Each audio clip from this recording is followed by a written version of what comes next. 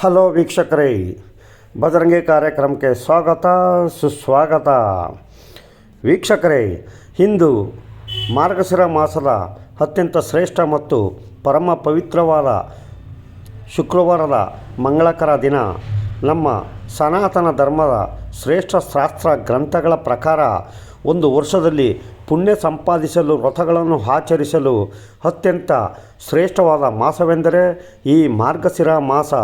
ಇಂತಹ ಮಂಗಳಕರವಾದ ಮಾಸದಲ್ಲಿ ಬಂದಿರುವ ಈ ಪವಿತ್ರವಾದ ಶುಕ್ರವಾರವು ಭಕ್ತರಿಗೆ ಕೇವಲ ಸಂಪತ್ತನ್ನು ಮಾತ್ರವಲ್ಲದೆ ಜೀವನದಲ್ಲಿ ಶಾಶ್ವತವಾದ ಸಂತೋಷ ಮತ್ತು ನೆಮ್ಮದಿಯನ್ನು ಕರುಣಿಸುವ ಲಕ್ಷ್ಮೀದೇವಿಯ ಕೃಪೆಗೆ ಪಾತ್ರರಾಗಲು ಸಿಕ್ಕಿರುವ ಒಂದು ಅಪೂರ್ವ ಮತ್ತು ಅಮೂಲ್ಯ ಅವಕಾಶವಾಗಿದೆ. ಇಂದು ನಾವು ಕೇಳಲಿರುವ ಈ ವ್ರತದ ಕಥೆಯು ಕೇವಲ ಲಕ್ಷ್ಮೀದೇವಿಯ ಶಕ್ತಿಯನ್ನು ತಿಳಿಸುವುದಕ್ಕೆ ಅಲ್ಲ, ಬದಲಾಗಿ ನಂಬಿಕೆ ಮತ್ತು ಒಳ್ಳೆಯ ನಡತೆಯಿಂದ ಹಣವನ್ನು ಹೇಗೆ ಸದಾ ನಮ್ಮ ಬಳಿ ಉಳಿಸಿಕೊಳ್ಳಬೇಕು ಎಂಬುದನ್ನು ತೋರಿಸುವ ನಮ್ಮ ಜೀವನಕ್ಕೆ ಸರಿಯಾದ ದಾರಿದೀಪವಾಗುವ ಕಥೆಯಾಗಿದೆ. ಸತ್ಯವೇನೆಂದರೆ, ಧನಲಕ್ಷ್ಮಿಯಾದ ಲಕ್ಷ್ಮೀದೇವಿ ಯಾವಾಗ ಯಾರ ಮನೆಯ ಬಾಗಿಲು ತಟ್ಟುತ್ತಾಳೆ ಎಂಬುದು ಯಾರಿಗೂ ತಿಳಿದಿರುವುದಿಲ್ಲ. ಆದರೆ ಆ ದೇವಿಯು ಸಂಪತ್ತು ಮತ್ತು ಸಮೃದ್ಧಿಯನ್ನು ಕರುಣಿಸಲು ಮನೆಯೊಳಗೆ ಕಾಲಿಡುವ ಮೊದಲು ಗೋಚರಿಸುವ ಸೂಕ್ಷ್ಮ ಸಂಕೇತಗಳನ್ನು ನಾವು ಗುರುತಿಸುವುದು ಅತಿ ಮುಖ್ಯ. ಆ ಸಂಕೇತಗಳನ್ನು ಸರಿಯಾಗಿ ಅರ್ಥ ಮಾಡಿಕೊಂಡು ಲಕ್ಷ್ಮೀದೇವಿಯನ್ನು ಶಾಶ್ವತವಾಗಿ ನಮ್ಮ ಮನೆಯಲ್ಲಿ, ನಮ್ಮ ಹೃದಯದಲ್ಲಿ ಉಳಿಸಿಕೊಳ್ಳುವುದು ಹೇಗೆ ಎಂಬುದನ್ನು ಈ ಕಥೆಯ ಮೂಲಕ ತಿಳಿದುಕೊಳ್ಳೋಣ. ಆದರೆ ಅದಕ್ಕೂ ಮೊದಲು ನನ್ನದೊಂದು ಸಣ್ಣ ವಿನಂತಿ. ದಯವಿಟ್ಟು ವಿಡಿಯೋನ ಲೈಕ್ ಮಾಡಿ ಮತ್ತು ಕಾಮೆಂಟ್ನಲ್ಲಿ ಜೈ ಲಕ್ಷ್ಮೀದೇವಿ ಅಥವಾ ನಿಮಗೆ ಇಷ್ಟವಾದ ದೇವರಿನ ಹೆಸರನ್ನು ಬರೆದು ದೇವರಿಗೆ ನಿಮ್ಮ ಕೃತಜ್ಞತೆಯನ್ನು ಹೇಳಿ. ಈಗ ಕಥೆಗೆ ಬರೋಣ.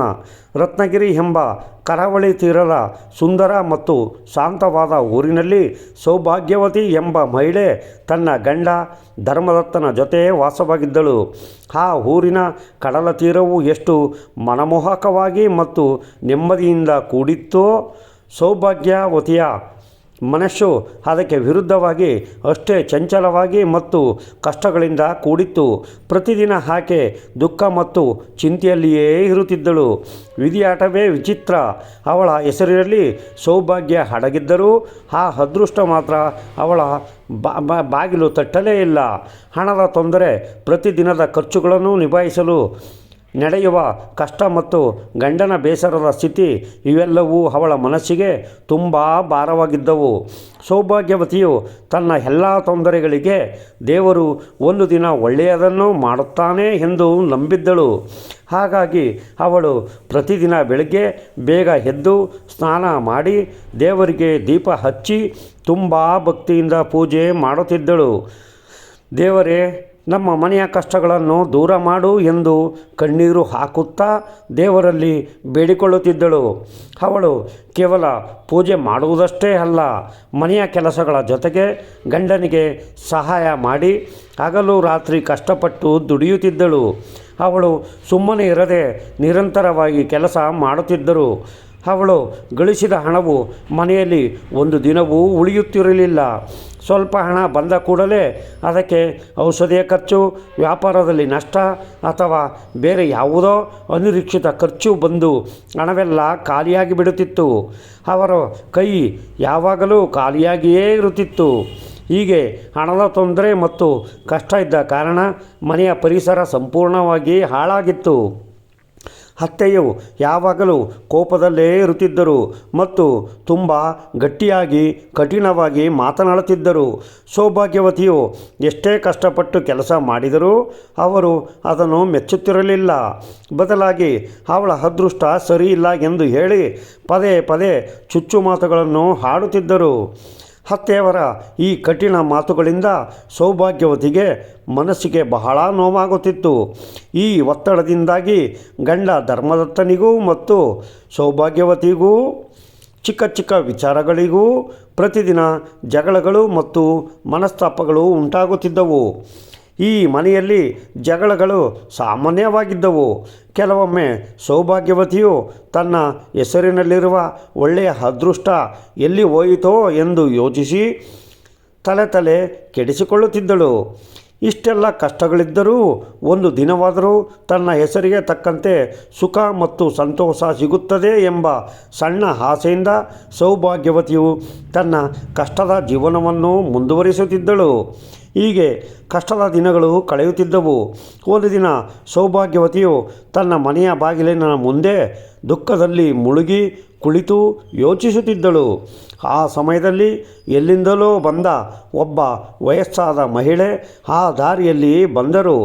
ಆಕೆ ನೋಡಲು ಲಕ್ಷ್ಮೀದೇವಿಯಂತೆಯೇ ಕಂಗೊಳಿಸುತ್ತಿದ್ದರು. ಆ ಮಹಿಳೆಯ ಮುಖದಲ್ಲಿ ಶಾಂತಿಯ ನಗೆ ಇತ್ತು. ಸೌಭಾಗ್ಯವತಿಯ ದುಃಖವನ್ನು ಕಂಡ ಕೂಡಲೇ ಅವರು ಅಲ್ಲಿ ನಿಂತು ಮೃದು ಧ್ವನಿಯಲ್ಲಿ ಆಕೆಯನ್ನು ಕೇಳುತ್ತಾರೆ. ಯಾಕಮ್ಮ, ಏನಾಯಿತು? ಹೀಗೆ ದುಃಖದಲ್ಲಿದ್ದೀಯಾ ಮತ್ತು ಆಳವಾದ ಯೋಚನೆಯಲ್ಲಿ ಮುಳುಗಿದ್ದೀಯಲ್ಲ, ನಿನ್ನ ತೊಂದರೆ ಏನು ಎಂದು ಕೇಳುತ್ತಾರೆ. ಸೌಭಾಗ್ಯವತಿಗೆ ಯಾರ ಬಳಿಯಾದರೂ ತನ್ನ ನೋವನ್ನು ತೋಡಿಕೊಳ್ಳಬೇಕು ಎನಿಸಿತು. ಆಕೆಗೆ ಆ ವಯಸ್ಸಾದ ಮಹಿಳೆಯ ಮಾತುಗಳಲ್ಲಿ ಏನೋ ಒಂದು ಆಶಾಭಾವನೆ ಕಾಣಿಸಿತು. ಅವಳು ಕಣ್ಣೀರು ಒರೆಸಿಕೊಂಡು ಕೈ ಮುಗಿದು ತನ್ನ ಮನಸ್ಸಿನ ಭಾರವನ್ನು ಹೀಗೆ ಹೇಳಿಕೊಂಡಳು. ತಾಯಿ, ನನ್ನ ಹೆಸರು ಸೌಭಾಗ್ಯವತಿ ಎಂದಿದ್ದರು. ಅದೃಷ್ಟ ನನ್ನಿಂದ ದೂರವಾಗಿದೆನಾ? ನಾನು ಹಗಲು ರಾತ್ರಿ ಕಷ್ಟಪಟ್ಟು ದುಡಿಯುತ್ತೇನೆ. ಪ್ರತಿದಿನ ಲಕ್ಷ್ಮೀದೇವಿಯನ್ನು ಭಕ್ತಿಯಿಂದ ಪೂಜಿಸುತ್ತೇನೆ. ಎಷ್ಟೇ ಪ್ರಯತ್ನಿಸಿದರೂ ನನ್ನ ಮನೆಯಲ್ಲಿ ಸಂಪತ್ತು ನಿಲ್ಲುತ್ತಿಲ್ಲ. ನಮ್ಮ ಕೈಯಲ್ಲಿ ಒಂದು ಕಾಸು ಕೂಡ ಉಳಿಯುತ್ತಿಲ್ಲ. ತಾಯಿ ಲಕ್ಷ್ಮೀದೇವಿ ನನ್ನನ್ನು ಏಕೆ ಕಡೆಗಣಿಸುತ್ತಿದ್ದಾಳೆ? ಇಷ್ಟೊಂದು ಕಷ್ಟವನ್ನು ನನಗೆ ಏಕೆ ಕೊಟ್ಟಿದ್ದಾಳೆ ಎಂದು ನನಗೆ ಅರ್ಥವಾಗುತ್ತಿಲ್ಲ. ದಯವಿಟ್ಟು ನನ್ನ ಕಷ್ಟಕ್ಕೆ ದಾರಿ ತೋರಿಸು ತಾಯಿ ಎಂದು ಕೇಳುತ್ತಾಳೆ. ಅದಕ್ಕೆ ಆ ವಯಸ್ಸಾದ ಮಹಿಳೆ ಹೇಳುತ್ತಾಳೆ, ಮಗು, ಲಕ್ಷ್ಮೀದೇವಿಯು ಕೇವಲ ದೇವಸ್ಥಾನದಲ್ಲಿ ನೀವು ಹಚ್ಚುವ ದೀಪದಲ್ಲಿ ಅಥವಾ ಕೇವಲ ಹಣದ ರೂಪದಲ್ಲಿ ಮಾತ್ರ ಇರುವುದಿಲ್ಲ. ನಿಜವಾದ ಲಕ್ಷ್ಮೀದೇವಿ ನಿಮ್ಮ ಮನೆಯ ಒಳಗೆ, ನಿಮ್ಮ ಸುತ್ತಮುತ್ತಲೂ ನೆಲೆಸಿರುತ್ತಾಳೆ. ಆದರೆ ಅದನ್ನು ನೋಡುವ ಒಳ್ಳೆಯ ದೃಷ್ಟಿ ಮತ್ತು ಆಕೆಯನ್ನು ಪ್ರೀತಿಯಿಂದ ಸ್ವಾಗತಿಸಲು ಆ ಜಾಗವನ್ನು ಸಿದ್ಧಪಡಿಸುವ ಶುದ್ಧ ಮನಸ್ಸು ನಿಮಗೆ ಇರಬೇಕು ಎಂದು ಹೇಳುತ್ತಾರೆ. ಈ ಮಾತುಗಳನ್ನು ಕೇಳಿ ಸೌಭಾಗ್ಯವತಿಗೆ ಮತ್ತಷ್ಟು ಗೊಂದಲವಾಯಿತು.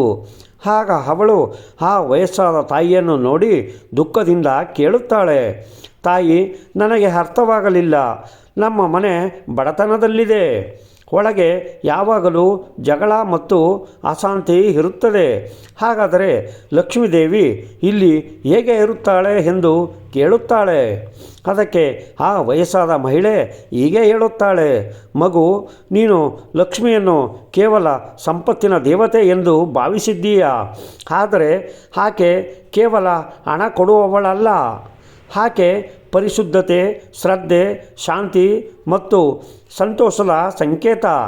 ಸಂಪತ್ತು ನಿಮ್ಮಲ್ಲಿ ಬಂದರೂ ಅದು ಉಳಿಯಬೇಕೆಂದರೆ ನಿಮ್ಮ ಮನೆಯಲ್ಲಿ ಈ 4 ಗುಣಗಳು ಗಟ್ಟಿಯಾಗಿ ನೆಲೆಸಬೇಕು. ತಾಯಿ ಲಕ್ಷ್ಮೀದೇವಿ ಕೇವಲ ಸಂಪತ್ತಲ್ಲ, ಆಕೆ ಸಂಪೂರ್ಣ ಒಳ್ಳೆತನದ ರೂಪ. ಆಕೆ ಅರಿಶಿನ, ಕುಂಕುಮ, ಚಿನ್ನ, ರತ್ನಗಳು, ಹಸುವಿನ ಹಿಂಭಾಗ, ಪೂಜಾ ಮಂದಿರ ಮತ್ತು ಮುಖ್ಯವಾಗಿ ಪವಿತ್ರ ಮನಸ್ಸಿನಂತಹ 96 ಸ್ಥಾನಗಳಲ್ಲಿ ನೆಲೆಸುತ್ತಾಳೆ. ನೀನು ಆಕೆಯನ್ನು ಕೇವಲ ಹಣಕ್ಕಾಗಿ ಪೂಜಿಸಬೇಡ. ಆಕೆಗೆ ಪ್ರಿಯವಾದ ಶುಭ್ರ ವಾತಾವರಣವನ್ನು ಸೃಷ್ಟಿಸು ಎಂದು ಹೇಳುತ್ತಾಳೆ. ನಂತರ ಆ ವಯಸ್ಸಾದ ಮಹಿಳೆ ಸೌಭಾಗ್ಯವತಿಗೆ ಲಕ್ಷ್ಮೀದೇವಿಯನ್ನು ಮನೆಯಲ್ಲಿ ಸ್ಥಿರವಾಗಿ ನೆಲೆಸುವಂತೆ ಮಾಡಲು ಕೆಲವು ಮೂಲಭೂತ ನಿಯಮಗಳನ್ನು ಪಾಲಿಸುವಂತೆ ತಿಳಿಸಿದರು. ಮೊದಲನೆಯದಾಗಿ ಶುದ್ಧತೆ ಬಹಳ ಮುಖ್ಯ. ಮುಂಜಾನೆ ಬೇಗ ಎದ್ದು ಬಾಗಿಲನ್ನು ಸ್ವಚ್ಛವಾಗಿ ಗುಡಿಸಿ ಸುಂದರ ರಂಗೋಲೆ ಹಾಕು. ಶುಭ್ರವಾದ ಮತ್ತು ಶಿಸ್ತುಬದ್ಧವಾದ ಬಾಗಿಲು ಲಕ್ಷ್ಮೀದೇವಿಗೆ ಮೊದಲು ಸ್ವಾಗತ ಕೋರುತ್ತದೆ. ಕಡ್ಡಾಯವಾಗಿ ಬೆಳಿಗ್ಗೆ ಮತ್ತು ಸಂಜೆ ಸಂಧ್ಯಾ ದೀಪವನ್ನು ದೇವತಾ ಮಂದಿರ ಮತ್ತು ಮುಖ್ಯ ದ್ವಾರದ ಬಳಿ ಬೆಳಗಿಸು. ಮನೆ ಯಾವಾಗಲೂ ಸಕಾರಾತ್ಮಕ ಶಕ್ತಿಯಿಂದ ತುಂಬಿರಲಿ.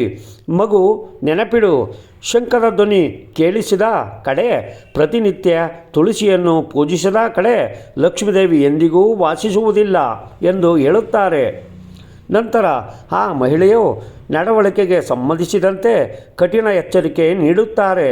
ಮಗು, ಯಾವುದೇ ಮನೆಯಲ್ಲಿ ಅಶಾಂತಿ ಇರಬಾರದು. ಲಕ್ಷ್ಮೀದೇವಿ ನೆಲೆಸಲು ಆ ಮನೆಯ ವಾತಾವರಣವು ಶಾಂತವಾಗಿರಬೇಕು. ಎಲ್ಲಿ ಮನೆಯ ಯಜಮಾನಿ ಗಟ್ಟಿಯಾಗಿ ಗಂಟಲು ಹೆಚ್ಚಿಸಿ ಮತ್ತು ಕೋಪದಿಂದ ಮಾತನಾಡುತ್ತಾಳೋ, ಎಲ್ಲಿ ಗಂಡ ಹೆಂಡತಿ ನಿರಂತರವಾಗಿ ಜಗಳವಾಡುತ್ತಾರೋ, ಸುಳ್ಳು ಹೇಳುವವರು ಸೋಮಾರಿಗಳು ಇರುವ ಕಡೆ ಲಕ್ಷ್ಮೀದೇವಿ ಖಂಡಿತವಾಗಿ ಪ್ರವೇಶಿಸುವುದಿಲ್ಲ. ನೀನು ಮೊದಲು ನಿನ್ನ ನಡವಳಿಕೆಗಳಲ್ಲಿ ಈ ರೀತಿ ಬದಲಾವಣೆಗಳನ್ನು ಮಾಡು. ಮುಖ್ಯವಾಗಿ ಅನ್ನ, ಹೂಗಳಂತಹ ಪೂಜ್ಯ ವಸ್ತುಗಳನ್ನು ನಿರ್ಲಕ್ಷ್ಯದಿಂದ ಎಸೆಯುವವರ ಬಳಿ ಲಕ್ಷ್ಮಿ ಸೇರುವುದಿಲ್ಲ. ಭಕ್ತರನ್ನು ಹಿಂಸಿಸುವವರು ಮತ್ತು ಹಿರಿಯರನ್ನು ಅಗೌರವಿಸುವವರಿಂದ ಲಕ್ಷ್ಮಿ ದೂರವಿರುತ್ತಾಳೆ. ಶಾಂತಿ ಮತ್ತು ಪ್ರೀತಿಯೇ ಆಕೆಯನ್ನು ಕರೆತರುವ ನಿಜವಾದ ದಾರಿ. ಆ ವಯಸ್ಸಾದ ಮಹಿಳೆಯ ಮಾತಿನಲ್ಲಿ ಸತ್ಯ ಮತ್ತು ದೈಹಿಕ ಶಕ್ತಿಯನ್ನು ಅರಿತು ಸೌಭಾಗ್ಯವತಿಯು ಅದನ್ನು ಲಕ್ಷ್ಮೀದೇವಿಯ ಆಜ್ಞೆ ಎಂದು ತಿಳಿದು ಪಾಲಿಸಲು ಶುರು ಮಾಡಿದಳು. ಅವಳು ತನ್ನ ಕೋಪ ಮತ್ತು ತೀವ್ರ ಮಾತುಗಳನ್ನು ಸಂಪೂರ್ಣವಾಗಿ ಬಿಟ್ಟು ಎಲ್ಲರೊಂದಿಗೆ ಶಾಂತವಾಗಿ ಮಾತನಾಡಲು ಆರಂಭಿಸಿದಳು.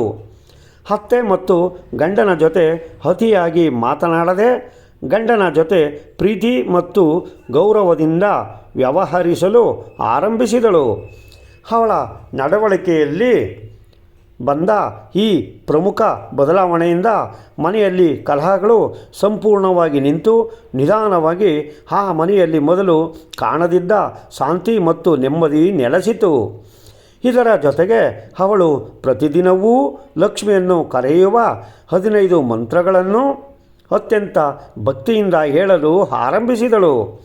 ಈ ಪೂಜೆ ಶಿಸ್ತು ಮತ್ತು ಶುದ್ಧವಾದ ಮನಸ್ಸಿನಿಂದ ಸೌಭಾಗ್ಯವತಿಯ ಮನಸ್ಸು ಕೂಡ ಶುದ್ಧವಾಗುತ್ತಿದ್ದಂತೆ ಅವಳ ಸುತ್ತಮುತ್ತ ಪರಿಸರದಲ್ಲಿ ಒಳ್ಳೆಯ ಬದಲಾವಣೆಗಳು ಕಾಣಿಸತೊಡಗಿದವು. ಇವೆಲ್ಲವೂ ಲಕ್ಷ್ಮೀದೇವಿ ತನ್ನ ಮನೆಗೆ ಬರುತ್ತಿದ್ದಾಳೆ ಎಂಬುದಕ್ಕೆ ಅವಳಿಗೆ ಗೋಚರಿಸಿದ ಶುಭ ಸಂಕೇತಗಳಾಗಿದ್ದವು. ಸೌಭಾಗ್ಯವತಿಯು ಒಂದು ದಿನ ಬೆಳಗ್ಗೆ ಪೂಜೆ ಮಾಡಿ ಆ ಶಾಂತ ವಾತಾವರಣದಲ್ಲಿ ಮನಸ್ಸು ನೆಮ್ಮದಿಯಿಂದ ತುಂಬಿ ಹೊರಬರುತ್ತಿದ್ದಳು. ಆ ಸಮಯದಲ್ಲಿ ಮನೆಯ ಪಕ್ಕದ ಮಾವಿನ ಮರದ ಮೇಲೆ ಕುಳಿತಿದ್ದ ಕೋಗಿಲೆಯ ಹಿಂಪಾದ ಕೂಗು ಅವಳಿಗೆ ಕೇಳಿಸಿತು. ಸಾಮಾನ್ಯವಾಗಿ ಬೆಳಗ್ಗೆ ಕೇಳಿಸುವ ಈ ಕೂಗು ಅಂದು ಮಧ್ಯಾಹ್ನದ ಸಮಯದಲ್ಲಿ ಕೇಳಿಸಿದ್ದು ಅವಳಿಗೆ ಆಶ್ಚರ್ಯವನ್ನು ಉಂಟು ಮಾಡಿತು.